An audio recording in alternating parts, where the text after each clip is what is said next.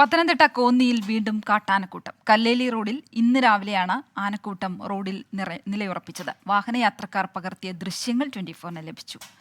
ശ്രീജിത്ത് ശ്രീകുമാരൻ പത്തനംതിട്ടയിൽ നിന്ന് വിവരങ്ങൾ നൽകും. ശ്രീജിത്ത്, ഈ മേഖലയിൽ ആനക്കൂട്ടം സ്ഥിരമായി ഇറങ്ങുന്ന ഒരു സാഹചര്യമുണ്ടോ? നിരവധി തവണ വാർത്ത നൽകുന്നൊരു സാഹചര്യം ഉണ്ടായി. കഴിഞ്ഞ ദിവസമാണ് ഈ പ്രദേശത്ത് തന്നെ തൊട്ടടുത്ത മേഖലയിൽ വനത്തിനുള്ളിൽ ഉള്ള നദിയിൽ നിന്ന് ഈ കല്ലാറിൽ നിന്ന് വെള്ളം കുടിച്ച് മടങ്ങുന്ന ആനക്കൂട്ടത്തിന്റെ ദൃശ്യം നമ്മൾ നൽകിയത്.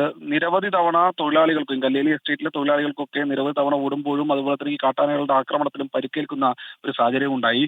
ഇത് കഴിഞ്ഞ ദിവസം പകർത്തിയ ദൃശ്യങ്ങളാണ്. ആ പ്രദേശത്ത് കൂടി പോയൊരു സ്വകാര്യ ബസ് ഡ്രൈവറാണ് ഈ ദൃശ്യങ്ങൾ പകർത്തിയിരിക്കുന്നത്. ഏതാണ്ട് അരമണിക്കൂറിലധികം ഈ ആനകൾ റോഡിൽ തന്നെ തുടർന്നു എന്നാണ് പറയുന്നത്.